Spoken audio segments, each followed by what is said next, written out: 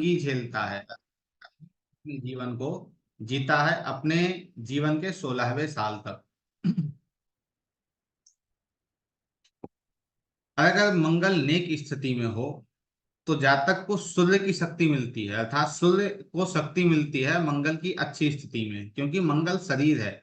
लाल किताब में हर जगह किसी भी चीज को लिया गया है तो उसके पीछे कम से कम दो चार लॉजिक हैं, उसके पीछे तर्क है, तभी लिया गया है।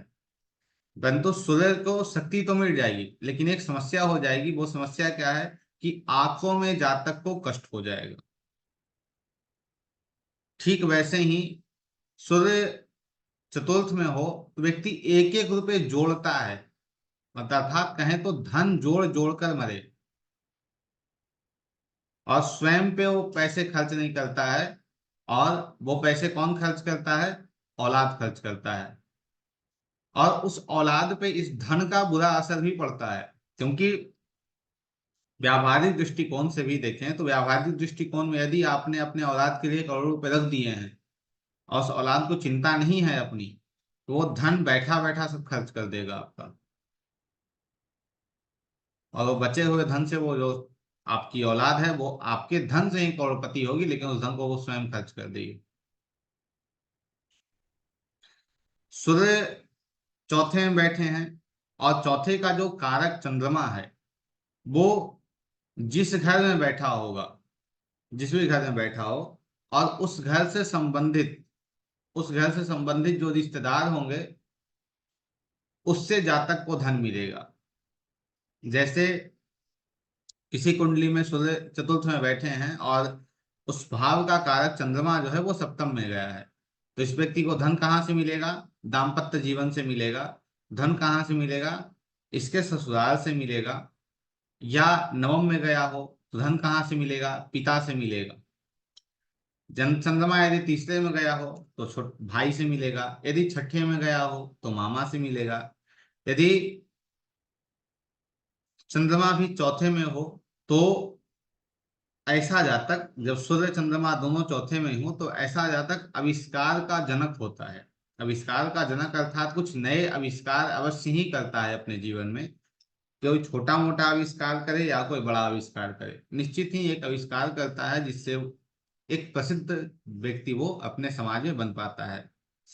यदि कुंडली में राहु अच्छी अवस्था में ना हो, शनि प्रथम में बैठे हों, बृहस्पति दशम में हो, तो सूर्य संबंधित ये जितनी भी चीजें हैं वो, इनका असर क्या हो जाता है? मंदा हो जाता है। अब मंदा हो जाने का कारण क्या है? मंदा हो जाने का कारण यह है कि शनि पहले में आ गए। अब पहले से शनि की 10वीं दृष्टि बृहस्पति भी जाएगी दसम पे, वहां बृहस्पति खराब। बृहस्पति दसम में जाएंगे तो वो स्वयं खराब हो जाएंगे। और राहु भी यहाँ आ गए तो वो भी इफ्लेक्टेड करेंगे, पीड़ित अवस्था में करेंगे, तो यहाँ पे खराब स्थिति में सूर्य चला जाएगा। अर्थात सूर्य का जो असर है वो मंदा पड़ जाएगा। सूर्य 4 के समय बृहस्पति 10वें में, तो सोने की चोरी होने का भय होता है, पिता को कष्ट होते हैं, और बिना कारण झगड़े खड़े होते हैं। यदि सूर्य 4 के समय मंगल 10वें में चला जाए तो जातक की एक आंख की रोशनी चली जाती है, या फिर एक आंख में थोड़ी समस्या रहती है, लेकिन जातक धनी होता है। धन अथक अर्थात बहुत धन उसके पास प्राप्त होता है। सूर्य 4 के समय चंद्रमा यदि पहले में हो या दूसरे घर में हो, शुक्र 5वें घर में हो, शनि 7वें घर में हो, तो जातक के अंदर एक अलग प्रकार की, जिसे हम नपुंसकता कहते हैं, वो हो सकता है। सूर्य 4 के समय शनि यदि 7 में हो तो जातक में नपुंसकता पाई जाती है। सूर्य 4 के समय शुक्र 7 में हो, चंद्रमा 1 में हो, तो जातक बुजदिल होता है। सूर्य 4 के समय बृहस्पति 10 में हो, चंद्रमा शुभ अवस्था में कहीं बैठा हो, तो जातक भाग्यवान होता है। और एक जैसे सीप में मोती की तरह होता है। सूर्य 4 के समय बृहस्पति खाना नंबर 1 में हो तो घर में आगजनी होते रहती है। आगजनी का तात्पर्य है अग्निकांड घर में होते रहते हैं। नित्य कुछ न कुछ समस्याएं घर में आती रहती हैं।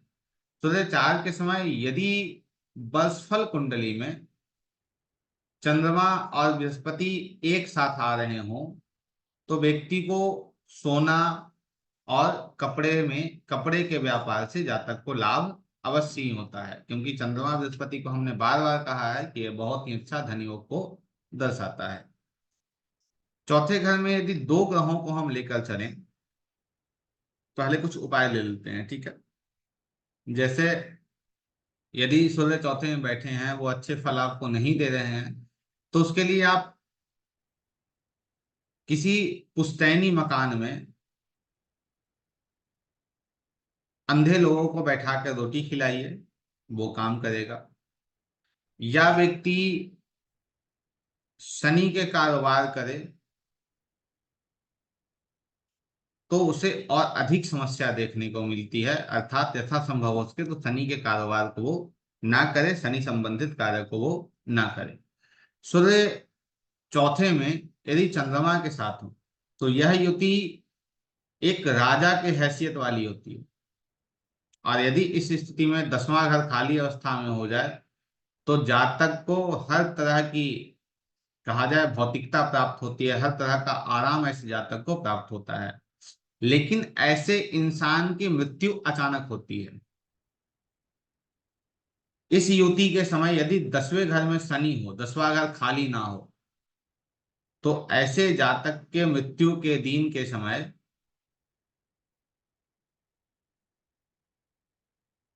या तो जातक पानी में डूब कर मरता है या हादसा होती है, और जातक की मृत्यु जो है वो दिन के समय में ही होती है।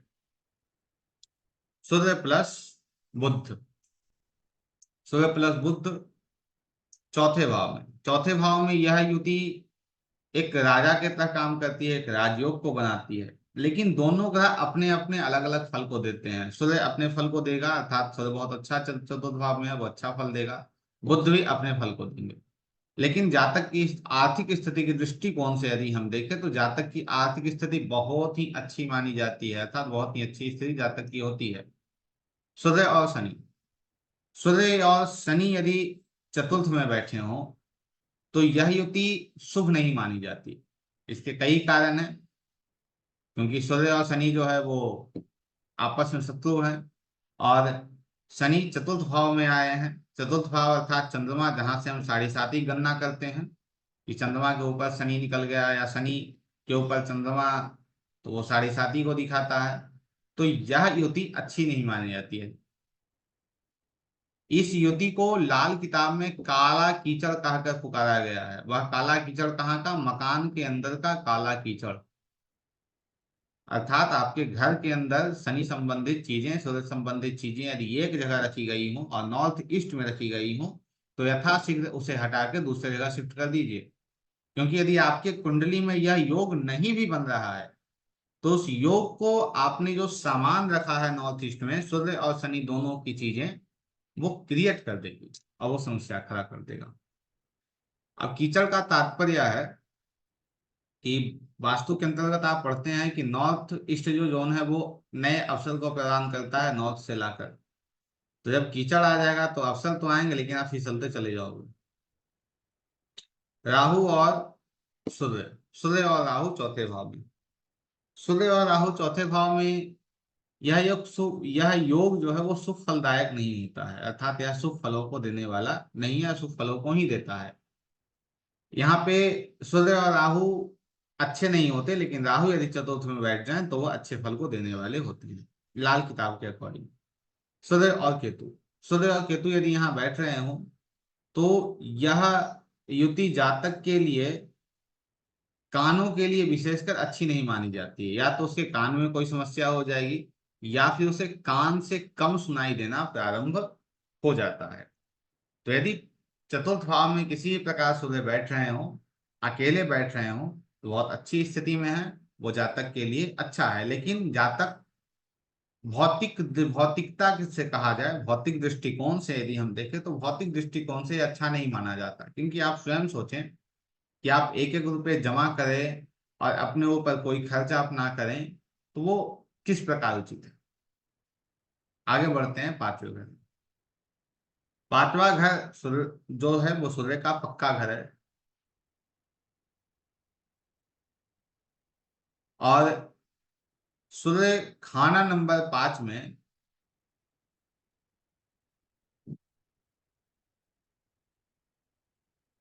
जातक के पुत्र जन्म के बाद तरक्की देता है।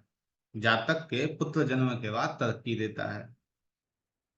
और साथ ही यह पंचम भाव में पारिवारिक उन्नति को भी लाता है, अर्थात परिवार की उन्नति भी कराता है।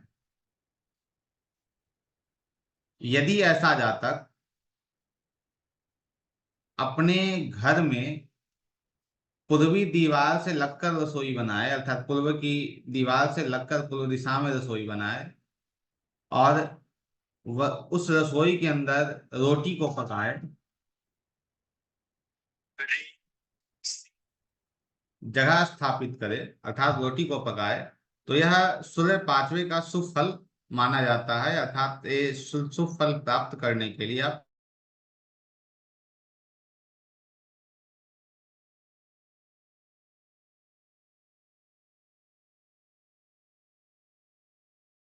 1 मिनट का समय दीजिए।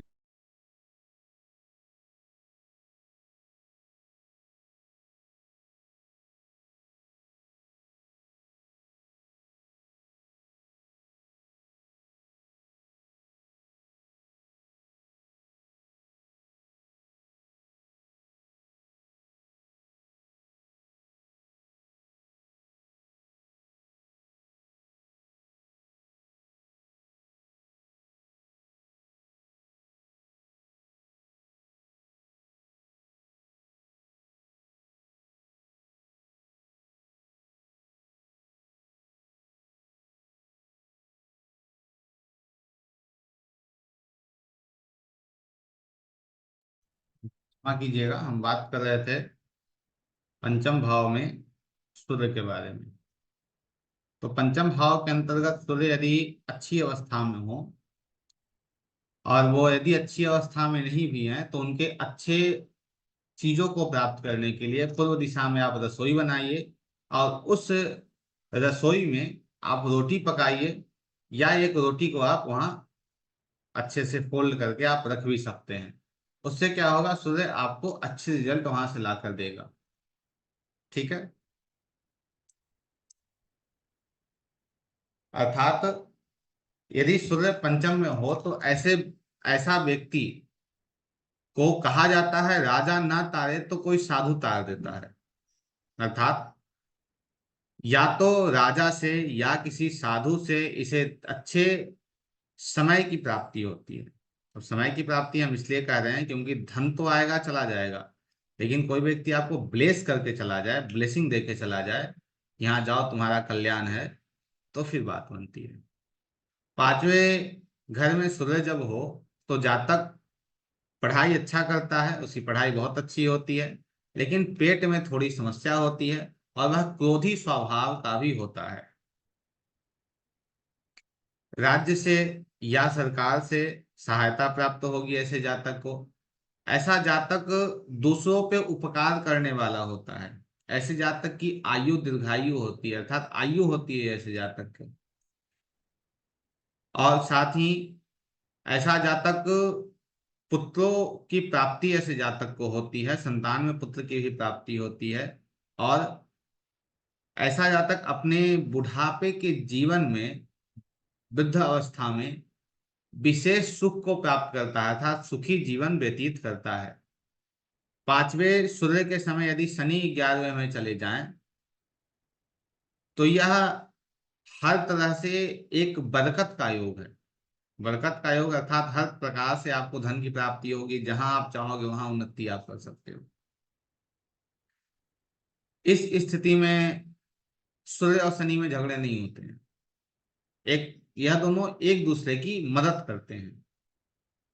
आपने जब दृष्टियां पढ़ी होगी तो आपको यहाँ समझ में आ रहा होगा कि कैसे इसे लिया जा रहा है। सूर्य पांचवें के समय चंद्रमा यदि चौथे में आ जाए, तो ऐसा जातक एक अधिकारी की तरह, या फिर हम कहें तो एक राजा की तरह सम्मानित होता है। अर्थात सम्मान, मान, प्रतिष्ठा ऐसे व्यक्ति को अवश्य ही प्राप्त होती है जीवन में। सूर्य 5वें में हो, बृहस्पति 10वें में चले जाएं और साथ ही शनि तीसरे में हो, तो सूर्य के फल में बहुत हद तक कमी देखी जाती है।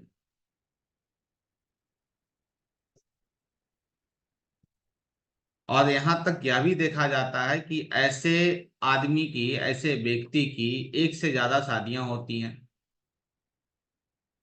और ऐसे व्यक्ति की संतान की स्थिति, आर्थिक स्थिति कही जाए तो अच्छी नहीं होती है। सूर्य पंचम में हो, बृहस्पति दशम में चला जाए और शनि तीसरे में चला जाए।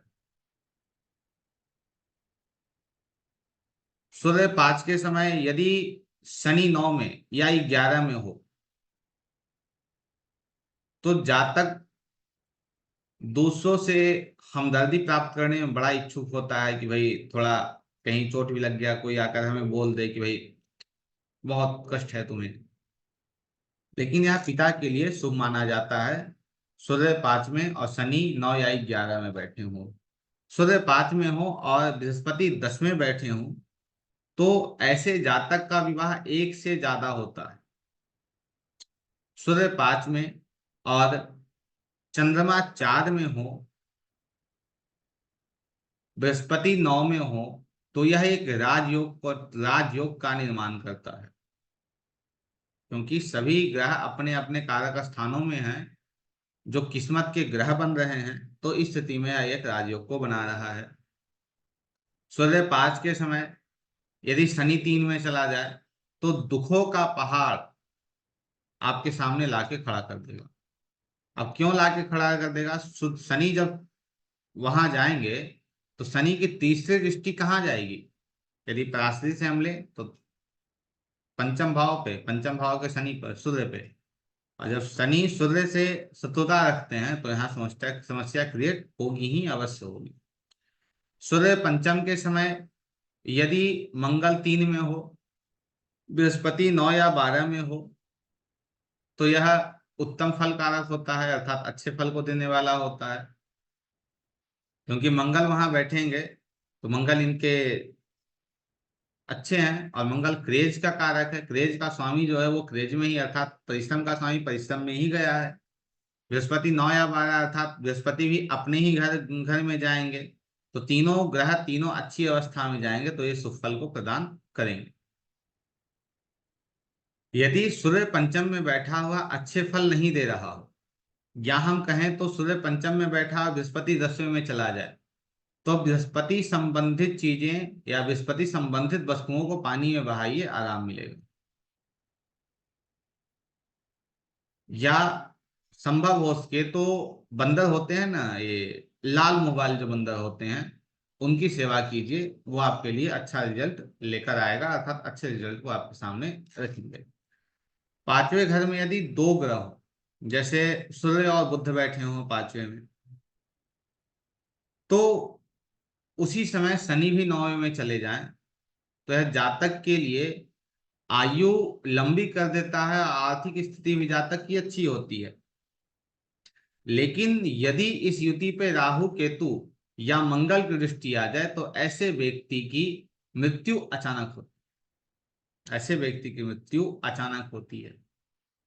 सूर्य और चंद्रमा, सूर्य और चंद्रमा की ऐसी युति है कि व्यक्ति जीवन भर आराम करेगा, और जब संतान की प्राप्ति हो जाए या फिर जातक की जो स्त्री है वो गर्भवती हो जाए, उस दिन से ही समझ लीजिए कि उस व्यक्ति का शुभ समय प्रारंभ हो जाता है। शुभ शुभ समय ही शुभ समय उसके होते हैं, संतान प्राप्ति अर्थात एक बहुत बड़े भाग्योदय। सूर्य और शनि, सूर्य और शनि यदि पंचम में बैठे हों, तो युति यह एक तरीके से कहा जाए कि ऐसा व्यक्ति ऐसा होता है, प्राण जाए पर वचन न जाए, रघुकुल रीत सदा चली आई, प्राण जाए पर वचन जाए, अर्थात इरादे का ऐसा पक्का होता है, हाँ मैंने कह दिया वो कह दिया, करना है तो करना है। अब क्यों? क्योंकि यहाँ शनि है, डिसिप्लिन बैठा है, लेकिन यदि शनि को आपने शुभ अवस्था में नहीं रखा था, डिसिप्लिन मेंटेन आपने नहीं रखा, तो यह अशुभ फल देना प्रारंभ कर देगा, अर्थात पंचम भाव संबंधित चीजें आपकी खराब हो जाएंगी। या वर्षफल में शनि यदि 5 में आ जाए, किसी भी वर्षफल शनि यदि खाना नंबर 5 में आ रहा हो और आपकी कुंडली में सूर्य और शनि पहले से पंचम भाव में बैठे हैं, तो उस साल से लेके अगले 9 सालों तक इन दोनों ग्रहों का असर खराब हो जाता है, अर्थात मंदा पड़ जाता है, और जीवन में हर प्रकार से समस्या आनी प्रारंभ हो जाती है। हर प्रकार से समस्या जातक के जीवन में आता है। सूर्य और राहु, सूर्य और राहु यदि पंचम में बैठे हों, तो यह युति में राहु का कुछ बुरा नहीं होता, अर्थात यहाँ हम कहें कि राहु यहाँ पे अच्छे फल को देते हैं, राहु का असर यहाँ खराब नहीं होता है। यह युति के समय यदि चंद्रमा चौथे में चले जाए, तो ऐसे जातक की संतान निश्चित ही 21 साल के बाद या 21 साल की उम्र तक जातक बेअर्थ रहता है। बेअर्थ अर्थात उसके जीवन में कोई किसी भी प्रकार से कोई कहा जाए कि भाई कोई प्रिकॉशन नहीं है, कोई दबाव नहीं है, बिल्कुल बिना अर्थ का जीवन जीता है, या किसी काम को करता भी है तो उससे उसे हानि ही मिलती है। और यदि जातक सरकार से जुड़कर काम करे तो उसके लिए यह श्रेष्ठ होता है। ठीक है, इसके लिए बिल्कुल ही श्रेष्ठ माना जाता है। एक मिनट।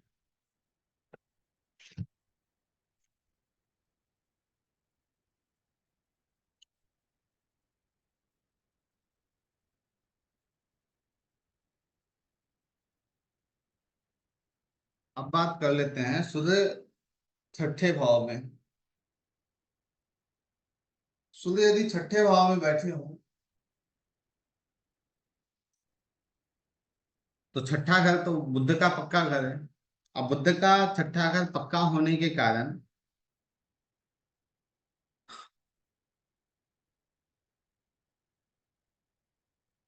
यह अनेक प्रकार की बीमारियों को भी ला कर देता है। अब अनेक प्रकार की बीमारियां, जैसे सूर्य तो हेल्थ है हमारा, हेल्थ कहाँ गया है,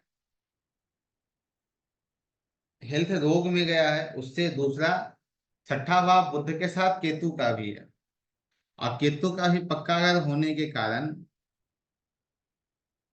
यह बीमारियां तो नाना प्रकार की देता है, अनेक प्रकार की बीमारियां आपके जीवन में देगा, लेकिन बीमारियां आपके पकड़ में नहीं आएगी, आखिरकार समस्या क्या चल रहा है जीवन में वो बिल्कुल समझ में ही नहीं आएगा।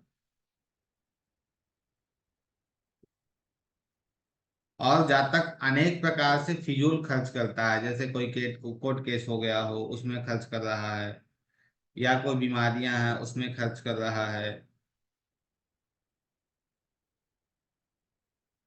और ऐसा जातक जिसका जिसकी कुंडली में सूर्य छठे में बैठे हो, ऐसा जातक भाग्य के भरोसे रहता है, अर्थात भाग्य पे ही निर्भर रहता है।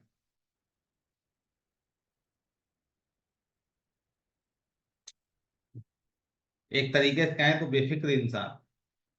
और सूर्य छठे भाले वाले को ढोल भी कहा जाता है, ढोल की तरह बजते रहता है। इसे एक बार बता दीजिए, पूरे संसार को पता चल जाएगा जो आपने इसे बताई है।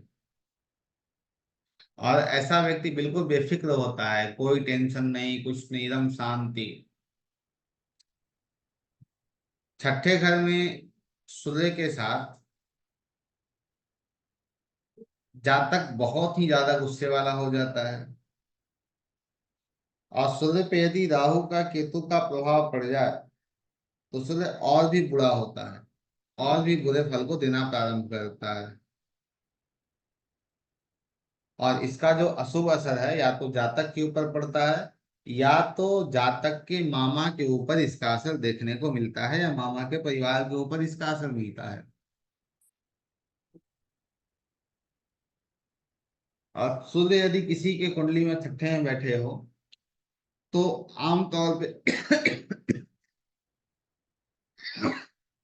आमतौर पे उस जातक का जन्म नाना के घर में ही होता है, अर्थात ननिहाल में।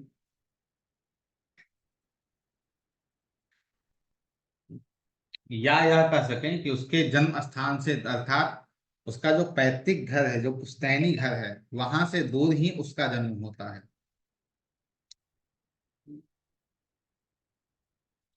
और जातक के जन्म होने के बाद जातक की आर्थिक स्थिति धीरे धीरे ठीक होना प्रारंभ होती है, धीरे धीरे ठीक होती है। और यदि छठे में सूर्य बैठे हों और जातक के घर में किसी लड़के का जन्म हुआ हो, तो यह उस जातक के आर्थिक स्थिति को शुभ करने के लिए, अच्छा करने के लिए बहुत ही अच्छी मानी जाती है।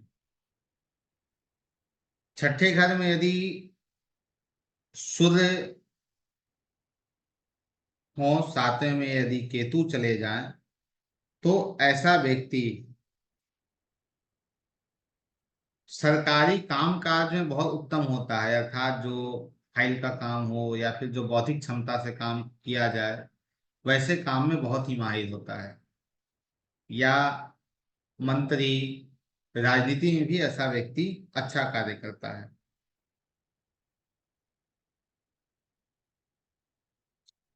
यदि छठे के घर के सूर्य के समय जातक अपने मकान की पश्चिमी दीवार को तोड़कर, जातक अपने मकान की पश्चिमी दीवार को तोड़कर रोशनी घर के अंदर लाता हो, सूर्य की रोशनी घर के अंदर लाता हो,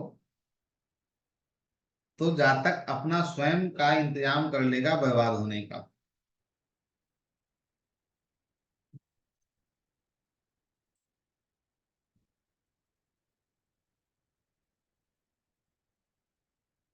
रात के समय आराम जातक को बिल्कुल अच्छे से नहीं मिल पाएगा, थोड़ी ना थोड़ी समस्या बनी रहेगी। और वृद्धावस्था में, अर्थात बुढ़ापे में, जातक की आंख में समस्या हो सकती है, जातक की आंख खराब भी हो सकते हैं। छठे में सूर्य हो, चंद्रमा यदि 12वें में चला जाए या 8वें में चला जाए, तो जातक की स्त्री के ऊपर इसका बहुत ही बेकार असर पड़ता है, बहुत ही बुरा असर पड़ता है। जैसे सूर्य की जो आयु है, 21 और 22 साल जो सूर्य की आयु है, उस सूर्य की आयु के अंदर सूर्य बहुत ही बुरा प्रभाव डालता है, अर्थात कहें तो सूर्य अग्निबाण चलाता है, बहुत ही बुरा प्रभाव डालता है। इस स्थिति में यदि मंगल 10वें में बैठे हों, शनि 12वें में बैठे हों, तो इस योग का असर 4 गुना और अशुभ हो जाता है, और यह और ज्यादा परिश्रम देना और ज्यादा समस्या देना प्रारंभ करता है जीवन में। इन ग्रहों की स्थिति में यदि तीसरा घर खाली हो, तो जातक और उसके पिता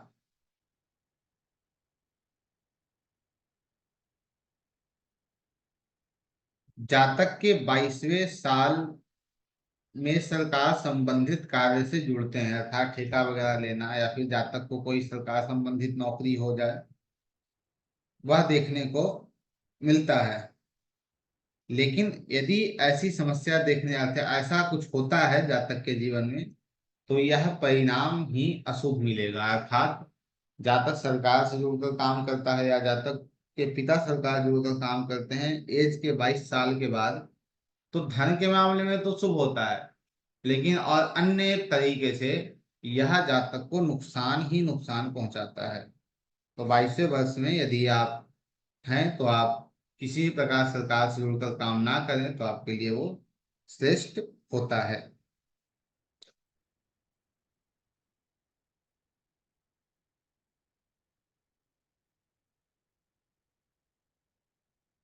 और यदि यह स्थितियां बन रही हों, तो पिता और पुत्र दोनों एक मकान में या एक घर में या एक शहर में रहकर धन नहीं कमा सकते। अब इसे ठीक करना यदि हो, जैसे पिता पुत्र साथ में बैठे हैं और कुंडली में यही स्थितियां बनी हुई हैं, तो जातक को धर्म स्थान में दान केतु संबंधित चीजें दान करनी चाहिए, या आसपास कोई कुत्ता मिले तो उसे कुछ फीड करना चाहिए, उसके उसे कुछ खिला देना चाहिए। छठे घर में सूर्य के समय यदि राहु और शनि पहले भाव में बैठे हों, तो यह जातक के किस्मत को ग्रहण लगा देते हैं, और यह जो ग्रहण है वो जातक के उम्र के 45वें साल के बाद समाप्त होता है।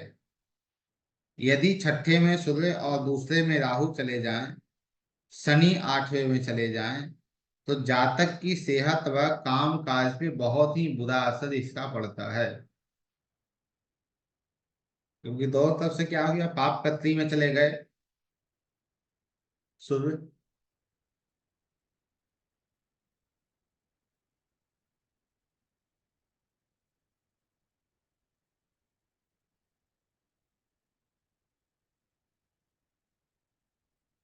यदि ऐसी स्थितियां देखने को मिल रही हैं, तो धर्म स्थान में दूसरों के द्वारा दान की हुई सामान को वहां से लेकर अपने पास रखे, तो यह जातक के लिए शुभ फलदायी होता है, शुभ होता है। छठे घर में सूर्य के समय यदि चंद्रमा 12वें में हो, तो जातक खुद या जातक की पत्नी की एक आंख में समस्या ही समस्या होती है।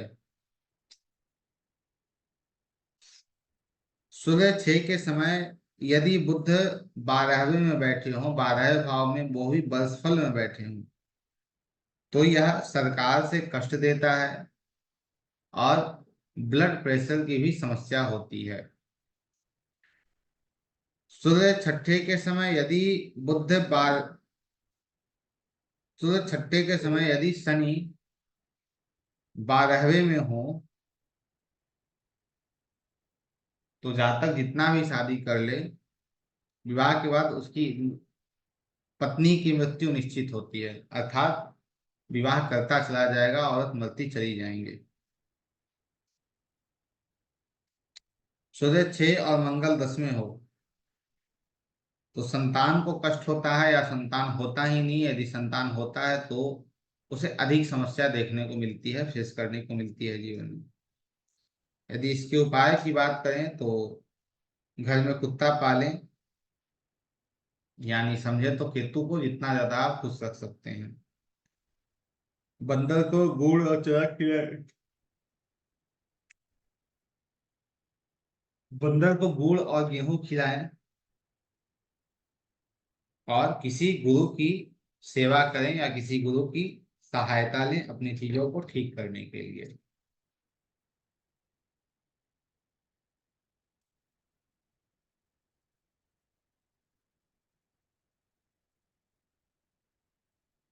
चांदी के डब्बे में उपाय है, चांदी के डब्बे में नदी के पानी या तालाब के पानी को डालकर उसे घर में रख दें। यदि छठे में सूर्य अच्छी स्थिति में नहीं है, तो यह आपको सरकार से लाभ दिलाने में सहायक होगा। शाम को जब आप रोटी बना रहे हो, तो रोटी बनाने के बाद जो अग्नि जलनी बाकी है उस पर थोड़ा सा दूध के छींटे डाल दें, अर्थात दूध से अग्नि को बुझाएं। ऐसा करने से भी सरकार से आपको लाभ की प्राप्ति होती है। अधिक यहाँ कोई भी चीजें काम नहीं आ रही हैं, कुछ भी आपने उपाय किया वो काम नहीं कर रहा है, तो यहाँ आप बुद्ध का उपाय करें, जो आपके लिए श्रेयस्कर होगा, आपके लिए श्रेष्ठ होगा।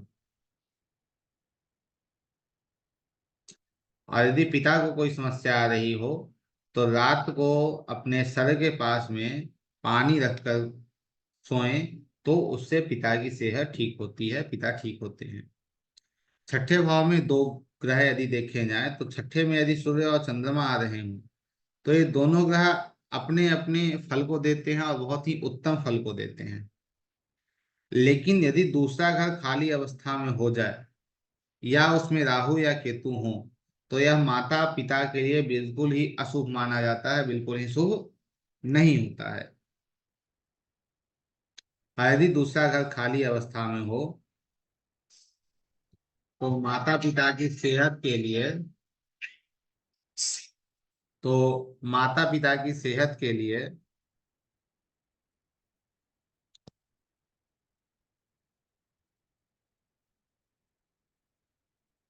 कुछ मीठे चीजों का दान धर्म स्थान पे करना आवश्यक होता है, जिससे माता पिता की सेहत ठीक होती है। सूर्य और बुध दूसरे भाव में, सूर्य और माफ कीजिए, सूर्य और बुध छठे भाव में। सूर्य और बुध यदि छठे भाव में बैठे हों तो यह युति सूर्य के लिए ही अच्छी नहीं मानी जाती।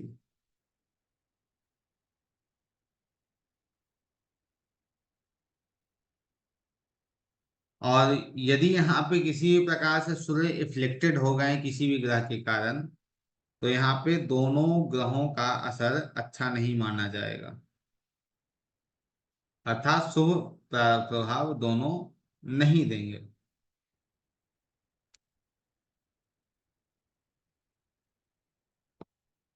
सूर्य और शनि, सूर्य और शनि यदि छठे घर में बैठे हों तो यह युति जातक के मन में भटकाव को उत्पन्न करती है, जातक के मन में भटकाव आता है। लेकिन सूर्य और शनि यदि अच्छी स्थिति में हो, अर्थात किसी भी प्रकार इफ्लिक्टेड ना हो, पीड़ित अवस्था में ना हो किसी और ग्रहों से, तो यह अच्छे फल को भी आपको देती है। यदि शनि इफ्लिक्टेड हो जाए किसी भी प्रकार से, तो उसका असर जहां भी कुंडली में केतु होगा उस पे पड़ेगा, या शनि खराब हो जाएगा तो जहां भी आपकी जो संतान है, आपके संतान पे भी इसका बुरा असर आपको देखने को मिलेगा। अब इसके उपाय के लिए यदि व्यक्ति घर में काले कुत्ते को पाल ले तो उसके लिए यह श्रेयस्कर होगा, अच्छा होगा। यदि घर में लड़के की सेहत खराब हो या आंख खराब हो, तो जातक को लाभ तो अधिक होता है, लेकिन घर में संतान को अधिक समस्या देखने को मिलती है। सूर्य और शनि 6 में हो, राहु यदि खाना नंबर 2 में हो, तो यह भी युति अच्छी नहीं मानी जाती है।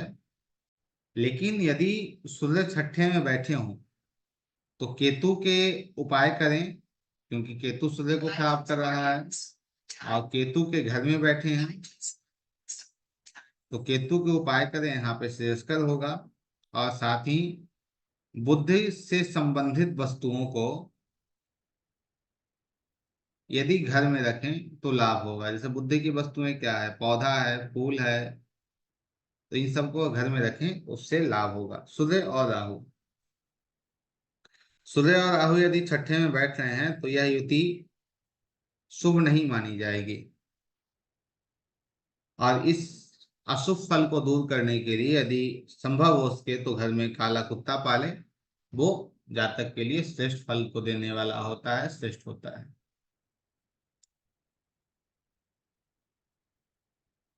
आज की कक्षा के अंतर्गत चतुर्थ, पंचम और षष्ठम अर्थात 3 खानों के अंतर्गत सूर्य कैसे रिजल्ट